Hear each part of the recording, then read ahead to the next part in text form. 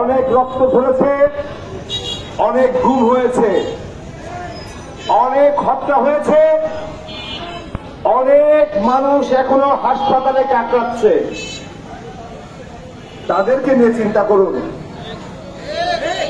1952 সালে ভাষা আন্দোলনে একটি স্বাধীনতা লাভ করেছিল ভাষার জন্য।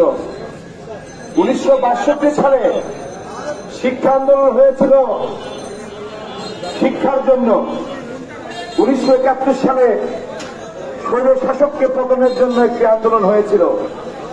2024 সালে আজকে যে গণ অভ্যুত্থান হয়েছে, এটা কি আপনারা ইতিমধ্যে বুঝতে পেরেছেন? এই গণজাগরণ সারা পৃথিবীর মানুষ দেখেছে।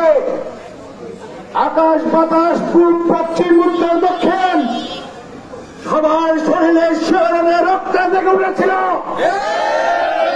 আমরা কেউ চুপ করে বসে থাকতে পারি নাই। আমার মা বোনদের ইচ্ছাধারী হয়েছে। শিশু থেকে মহিলা থেকে শুরু করে অনেক মানুষ হত্যা হয়েছে। আজকে ছাত্ররা আন্দোলন করেছিল কোটার জন্য। সেই কোটা আন্দোলনে, বৈষম্য বিরোধী আন্দোলনে হাজার হাজার ছেলেকে, নিষ্পাপ ছেলেকে গুলি করে হত্যা করেছে ওই ফাঁসির শেখ হাসিনা সরকার। পুলিশ বাহিনী দিয়ে, র্যাব বাহিনী দিয়ে, আমরা ইতিমধ্যে শুনেছি ইন্ডিয়ান বাহিনী দিয়েও নাকি গুম করা হয়েছে আমাদের ইন্ডিয়ান ভাইকে। আমাদের অনেক নেতাদেরকে গুম করে তাদের লাশ খুঁজে পাওয়া যাচ্ছে না, তাদের পরিবারের হাজারি। আমরা বলতে চাই আমাদের নেতা কর্মীদের উদ্দেশ্যে, মামলা তো হবেই, হচ্ছে, শুরু হয়েছে। আপনাদের কাছে আমার আকুল আবেদন, অরিজিনাল খুনি, অরিজিনাল দুষ্কৃতিকারীর যদি মামলা হয় আমরা অ্যাপ্রিসিয়েট করব। যারা রক্তে রঞ্জিত হয়েছে তাদের রক্তের ঋণ শোধ হবে। কিন্তু যে বিশৃঙ্খলা সৃষ্টি হয়ে গেছে কুষ্টিয়া শহরে, খাস দখল, চাঁদা দখল, বাড়ি দখল, ঘাট দখল, বিল দখল, এটা যেন যুবদলের কোন নেতার কাছ থেকে আশা করি না। কারো যদি এরকম কাজ করে আমরা কিন্তু তাকে ছাড় দেব না। যাদের রক্তের উপর নির্ভর করে আজকে স্বাধীনতা লাভ করেছি, সেই কাজটি যদি আমরাও করি আমাদেরও কিন্তু একই অবস্থা হবে পরিবারে। আমরা যখন আন্দোলন করছি 17.5 বছর ধরে, আমাদের অসংখ্য নেতা কর্মীর নামে হাজার হাজার মামলা। আমরা বাড়ি থাকতে পারি নাই, কুষ্টিয়ায় ঠিক মতো থাকতে পারি নাই।